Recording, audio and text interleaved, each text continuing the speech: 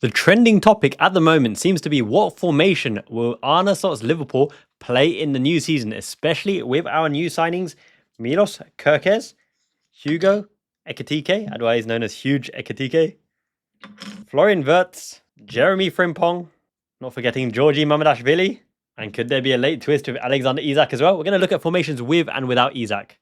And as a qualified professional coach, yes, I do get paid to coach football, otherwise known as soccer here in Japan, and player manager of double league title winning champions Lucha FC, my boys right here. I feel it's my duty to explain in detail with a tactical masterclass how I think Liverpool will play next season. So without further ado, Liverpool Fan in Japan. Let's go. Now, how Liverpool line up, whether it's in the classic 4-3-3 that we've come to expect, ultimately depends on the opposition that we're playing against, what formations they employ, who are their key players, the talismans, what are they looking to do? Are we trying to have a system to get our inside forwards into position to score the goals? Or are we trying to funnel it through our main man, in which case Mo Salah, starting on the outside last season, coming into inside forward position, into this area, was our game-winning condition right there, okay? That was our game-winning condition, and therefore our whole strategy revolved around that. However, we now have Florian Wirtz as a game winner. We now have Wirtz and Kerkez and Jeremy Frimpong, not discounting Connor Bradley, as potential game winners. We have more than one game winning scenario here, around the outside, into inside forward channels, intricate play, 1-2, hitting off the front man, etc. And I'm going to use the players to my left, your right here to demonstrate what we're talking about. Will we use Mo Salah as the main goal source and goal threat again, or will we channel everything through Florian Wirtz, keeping Mo Salah as a trump card, the unexpected aging ace, but an ace nonetheless of the Liverpool FC team? So let's put the players on the pitch, and we're going to look at the opposition as well, right? So we're going to have Alisson Becker, and in this example particularly, I'm going to show you one variation. We have Jeremy Frimpong, Wirtz and Kerkez, Ibu Konate, Virgil van Dijk, Grosvenor, Ryan Gravenberch, Alexis McAllister. And I know there's a big clamoring for Dominic Szoboszlai to start, but in this example, we're going to go with Florian Wirtz, Mo Salah, who's still on the beach, Cody Mattis Gakpo, and Hugo Ekitike. Now, as much as everyone wants to change the formations to a 4-2-2-2 formation, a 4-4-2 diamond, a 4-2-3-1 is intimated in potential chats with Ekitike to show him how we could line up. Arne Slot will never venture away from having 4-3-3 as an option because it's versatile. What a 4-3-3 allows you to do, right, is ensure that the opposition have these arcs to attack, which means you press. You have the triangle to press when the opposition goes into this position. We're going to use this opposition player right here. We're going to turn him around. We don't need to see that face anymore. When he's in this position here, you almost invite them there. Nothing comes through the center line because we have compressed. We have compressed the play. Frimpong starting high up, Kerkez tucking inside. All they can do when they're playing through the initial press, is keep in mind, we go with a staggered WW press. And the reason for that is if they were to switch the ball here, we charge and we press them. We know the chip is coming in here because you don't want to go into a congested midfield area. It's nonsensical. So it's likely the chip will come into this position. He will come back to collect the ball. Now, he's already going to be pressed from behind by Wirtz and Kerkez. Van Dijk is going to squeeze this space here. The offside line now has to stay here, which means everyone has to stay up into the offside line because any ball in and behind, any willing runner, you've got the direct linear route to goal, and you can play them offside if they're too enthusiastic as well. Van Dijk will keep them in check, marshalling, because he has a view of here. Gravenberch or Konate has to communicate to Van Dijk to step up or not at a moment's notice, and he has to trust them to play the offside line and keep the offside line anywhere beyond the halfway line, okay? So it becomes predictable where their lines of attack are. Okay, we're going to reset the board ever so slightly now. Okay, so we note that 4-3-3 contains him there. Nothing goes through the center. Now, where did we get sucker punched with a 4-3-3 last season? It's on the transition. When we're going forward, when we're attacking, when we're overloading, when we're pushing forward, covering the width for Trent Alexander-Arnold, who is now defaced on this side as well. When we're pushing forward, it's not actually much different than the plan to get them out wide here. But if he can step inside, into this space here, and if Gravenberch is too advanced and there's a route there, a ball can go in and behind Konate. Now, Konate is a good wide defender and he can run the laterals in behind as well. But we've been sucker punched when it's been a quick switch to the other side, in and behind. Striker goes in this position, and when everyone rotates over, somehow this position here is where we've conceded a lot of goals. On the return ball here, on the ball through here, one touch and shooting aplomb. Almost a zigzag effect, a long 1-2 on transitions, beating the horizontals, cutting in between the laterals on the other side to break the shape. Because as I said, linear balls are nulled and ineffective because of the height, aerial dominance and speed of Konate and Van Dijk. Okay, so 4-3-3, pretty simple setup, and we know the patterns of play and how we're likely to spring the offense as well as where the opposition are looking to go. Gengen pressing is one of the most effective counter-attacks in world football for good reason, and 4-3-3 is a very, very popular formation in today's modern game, as you know. Okay, we're going to reset the board again. Now, in a 4-3-3, we've seen it plenty a time in the last few seasons, but why is it so effective on the attack? Okay, it's because when you have two pivots and two excellent ball players, McAllister can break the lines with the ball, especially into Ekitike and the front man, right? Which gives Cody Gakpo the license to go. You go. Where there's a flick on with a header, it gives Milos Kerkez the ability to step into the void here. He can sit deep and play the ball, where there's a line-breaking ball to Florian Wirtz, which is going to be super crucial and super effective, because Florian Wirtz in this space here is absolutely a key factor of how we can dominate the opponent's line of six. Because as we like to play in the line of six, the opposition will also want to control the game in their line of six. Hugo Ekitike is a monster of a presser as well. He has Bobby Firmino-like traits. Mo Salah isn't a monster in pressing, but he takes the right positions to stop the switch, stop the ball out wide, or if it's chipped, he'll close down enthusiastically. Cody Gakpo is a willing presser as well, and he's willing to track back as Lucho Diaz. Milos Kerkez will almost dominate this whole flank, because in this flank, I don't think you're going to get away from Kerkez easily. He's terrifically fast with huge acceleration and enthusiasm. McAllister is plucky and dogged and an Argentinian fighter as well in a Diego Simeone role. Even though he's a better playmaker and passer, he's almost a hybrid of Pablo Aimar and Diego Simeone. Messi look-alike in the right lights. Ginger, you might say.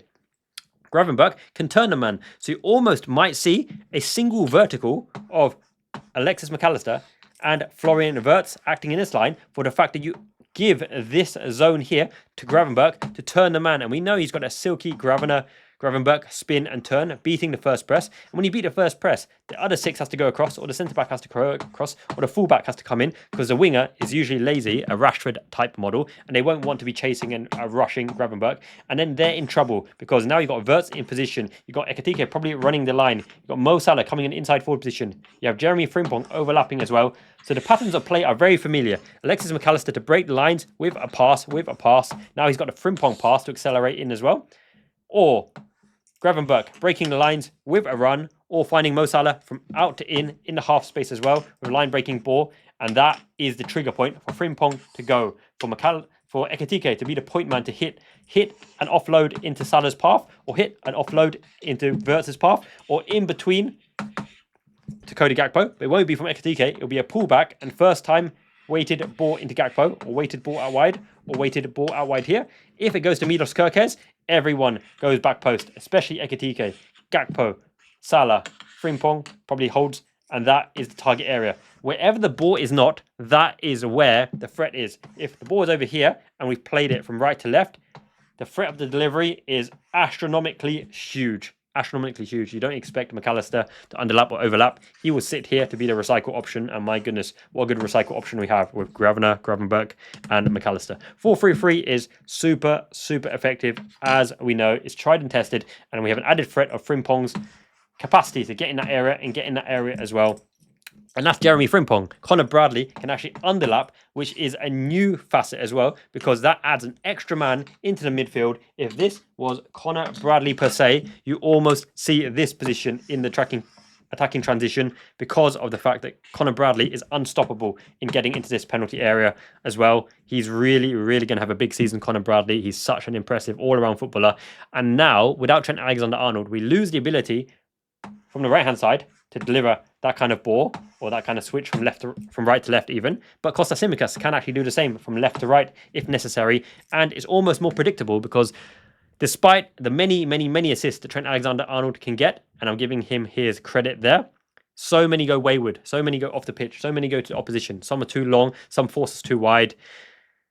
It's not the consistent avenue that you think it is, and you look at it too much, and as soon as he gets the ball, the opposition knows to drop back into space, drop back into the pocket, look for the line-breaking through ball in this position as well, hold your line of 6, and it's more predictable what Trent Alexander-Arnold looking to do, whereas with pure pace of Jeremy Frimpong, you cannot stop it. And with the dribbling ability and 1-2 tick-attack ability of Conor Bradley, you can't stop it even if you can see it coming because of the physical attributes, okay?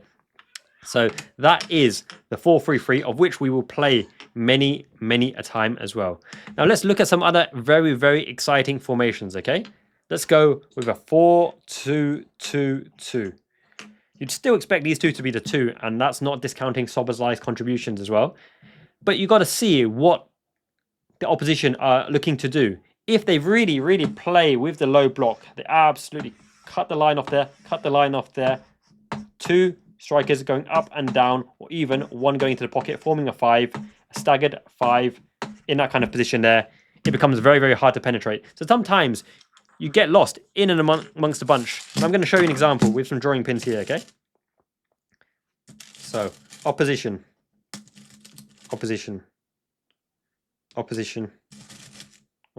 This is where Hugo Ekitike, as a battering ram, as a runner, as a physical specimen, can be quite effective because he's good at bouncing the opposition off him. But sometimes we may not even play with Hugo Ekitike, depending on how the opposition want to line up. So traditionally, with a low block, you see them go into a 4-5-1 formation, right? 4-5-1 formation with a lone person pressing. And if he has a chance to get the ball, you see the other 2 follow suit and press in tandem. These more or less hold the shape, keep it tighter, and these 3 will press. This will be enthusiastically pressing as well. But you see this kind of shape because you do not want the opposition getting into this position, a shooting opportunity here, okay? Now that is where Florian Wirtz comes up trumps in particular. Not Donald Trump, I mean in terms of game-winning contribution. Now I'm going to take Hugo Ekitike off for this example and put in Dominik Szoboszlai, okay? Dominik Szoboszlai, Florian Wirtz. We may even have Lucho Diaz an option, but for now I'm going to have Cody Gakpo and Mo Salah, okay? So a 4-2-2 formation kind of looks like this. Now what is the idea? What is the idea behind this kind of play, okay? Narrow, once again, you have the box in midfield where they're not going to penetrate. That is not going to penetrate. That lone player has a thankless task. He's going on for flick-ons to knockdowns, playing with a singular player who has to hold it back and rotate. Where are your players? They're on the flanks. The freedom is on the flanks, but there's nothing coming through the middle because in a low block team, they're not going to be so expansive. They're going to be wary of the counter-attack because that is Liverpool's best route to goal. So this guy will tuck in, and deny the space. Sometimes they keep it tight if they're physical and powerful. Perhaps a Brentford, for example. They invite the crosses in. Because with that amount of bodies, anything that drops in front of them, defending near post, sitting with a 2 in there as well, it's very hard. They leave 1 and 1 because 1 will shift out wide and 1 will drop into space and track behind them as well. It's very hard to break that kind of setup.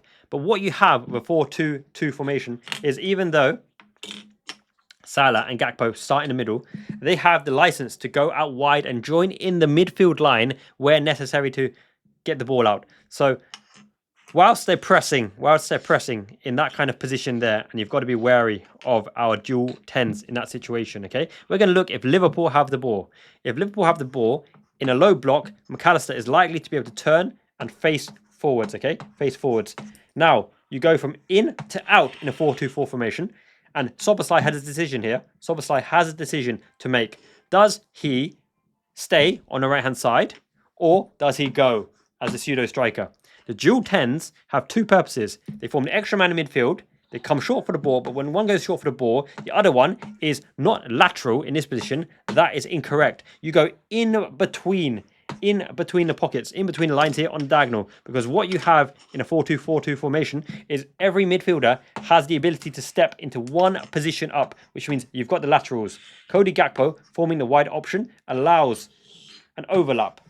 You don't particularly play to Cody Gakpo and Mo Salah in the first instance because then they're isolated. They've only got one choice to go backwards, It doesn't work. That's not what you're talking about. In a 4-2-4 formation, you drop back to allow the runners from deep to cause the penetration. So if he gets the ball, Kerkez is on his bike and off he goes. You give the ball to Wirtz, right? Wirtz, that means as soon as Cody Gakpo gives the ball to Wirtz, Cody Gakpo's on the trigger point to form the option. You're looking for the lateral passes, which is the true form of the Arne Slot machine. The lateral passes. When you hit the lateral pass, okay, it's going to be an overlap on the outside and an underlap from the inside forward positions. And if they're not on, if they're tracked, you go lateral again. You go lateral and lateral and lateral again until you see the opportunity to give the ball to someone who can take it on the overlap, whether it's out wide or centrally. If the balls come to this position here, okay, he's going to make the run. If you have the chance to feed him through with a line-breaking ball, you do it. But more often than not, it's a lateral ball, playing around the opposition until the gaps open up. When the gaps open up, then you're looking at the runners. Now he's calling it, yes, mate, I'm open. Then he makes the run. The point of a 4-2-4 formation is dynamism and flexibility, in to out, underlapping and overlapping. You do that against a low block because a low block is traditionally set to deny the space that you cause the main damage in. We call this in soccer, in football, the game-winning conditions. And we know previous game-winning conditions, Mo Salah in the half space here, Bobby Firmino dropping deep, Sadio Mane coming on inside forward position, unstoppable in his pomp, in that position, Andy Robertson absolutely up and down the line, Trent Alexander-Arnold in half space with an overload on the back post or on the left wing channel, working it between you as well. Few game-winning conditions. Now we have Mo Salah, Trivela, pass, getting into inside forward position, Connor Bradley getting into the inside forward position in the box, Jeremy Frimpong going around the outside, Florian Wirtz anywhere in the line of 6. That is a game-winning condition in itself. Milos Kerkez getting high up with the penchant to deliver the ball. McAllister, Soboslai in the line of 6, releasing the rocket. And that's why you play with Soboslai, with a Florian Wirtz, with a McAllister, with a Cody Gakpo, because their ability to open scoring, whether with a direct rocket, pocket rocket, Risa rocket, or a jammy deflection, of which I want to see this guy, Dominic Soboslai, score a lot more this season. I want to see him score or many deflections. Hit the first man, hit his knee, hit his shin, and bounce and brigade off. Because even if the keeper, for whatever reason, saves it, Florian Wirtz, Mo Salah to pounce. In this formation here, you have the long shooters galore in Cody Gakpo, Florian Wirtz, and McAllister, but you also have the predatory poaching instincts and the freedom for Wirtz and Mo Salah to get in and amongst the last line of defense. And my goodness, they're going to cause a lot of hassle. When you have to press the long shooters, when you have the options out wide as well, in this formation, you're not looking to bend it in for a head of Ekitike, to bend it in back post for Salah to win a header, for example, to bend it in. You're looking for give, go, pass and move, Liverpool groove, overlap with the flow. One, give is an option there. Nope, he's tracked him there. One, give. Now you look, is the shot on? If the shot is on, Florian Wirtz dives to the back post. Mo Salah goes for the cheeky slide rule ball. They're going to try to deflect. It's either there or through into the keeper. It's either going to be a goal, a miss, a deflection to the back post, or a slide rule ball to Mo Salah. It's pass and move football in its entirety. You're looking to overload the midfield in the midfield transition phase. What about the defense? We're going to look at the defense of the 4-2-2 formation. What is the idea? What are they looking to do in this formation? Okay, so it's very obvious that the midfield is congested. We have the square, the power cube, Shaqiri all over. You tuck in into this kind of formation. You have the 4, which is the basis. You still press in the 4 up front. However, it's likely that Mo Salah will be the trailing presser. You still go with a jagged press, somewhat like this, but you leave one option open, okay? Whether it's the fullback ball. You also now have the pocket in midfield. The reason why you have the pocket in midfield is because how can you get out of this diamond here easily? And where do you go from there? This square means it's not penetrable, right? You can hit in behind, but Konate will always beat you on the whip, as will Van Dijk, and they can simply knock it out of bounds for the throw-in to reset again. In a 4-2-2 formation, you leave the center of the pitch because of the ability to compress and congest. And from there, if you turn over the ball, everyone goes forwards, but it's not just on the lateral as well. You can also make diagonal runs, which opens up the opposite diagonals for the runners if they were to track Mo Salah, for example. And how can you not track Mo Salah? Because he's beat the Egyptian king and the goal metric king for many a season as well. It's very, very difficult for the opposition to stick fluidly into their shape with discipline when there's so much lateral passing. Sooner than later, you're going to be drawn out of position because it just takes the proverbial piss. Passing laterally. I'm here, mate. Nope, I'm in the pocket there, mate. You're going to track him there. It's a diagonal on, and straight away, you're in trouble.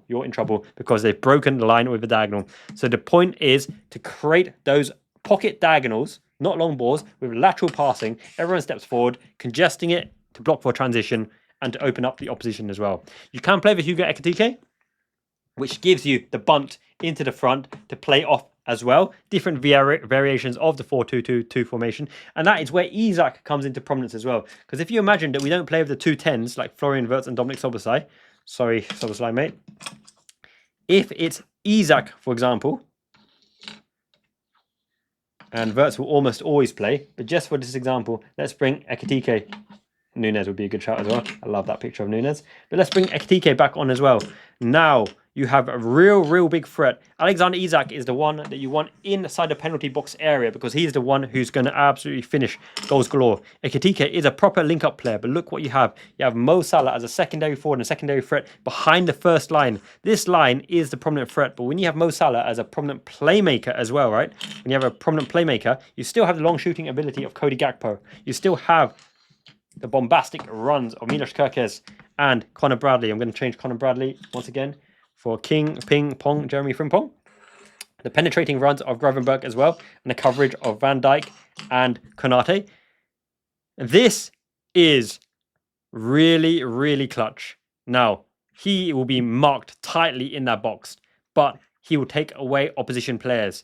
One opposition player is not likely to be able to stop Hugo Ekitike when he expands his legs or on the hold-up, bringing others into play. Okay. In fact, Gravenberch might be sacrificed in this case for maybe like a Harvey Elliott or someone who's a bit of a ball player. Because when you bunt it back to one of the ball players, right, and everyone can just and squeeze, this guy cannot be left free in the box. And with his intelligent movement, he's going to be rotating in and out, making the front run, running across the front player. Mo Salah, off the ball movement is his best asset as well. It's going to be very hard to stop the combined efficiency of finishing from Isak and the goal scoring capabilities of a Mo Salah when you have the lateral options, and you have to keep it tight, of a Jeremy Frimpong round the outside and a Milos Kerkez round the outside as well. Any spillages in and around the box makes it extremely red zone area, because this guy, once again, is ice cool.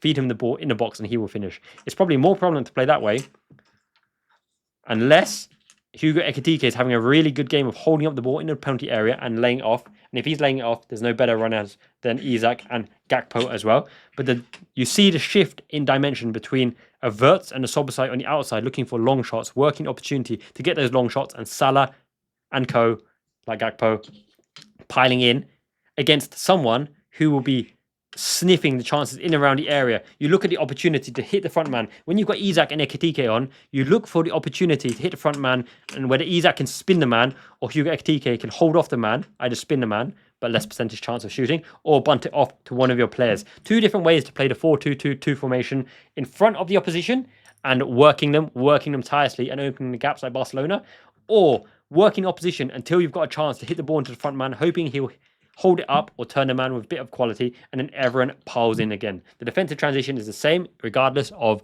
what forward play you want, but different options there as well. That is the 4-2-2-2 formation. We're going to take the opposition off the board just for the next example. And I'm going to put Endo at the base here, even though it's likely to be Gravenberch, but the proof of concept is still the same, okay? It's still the same.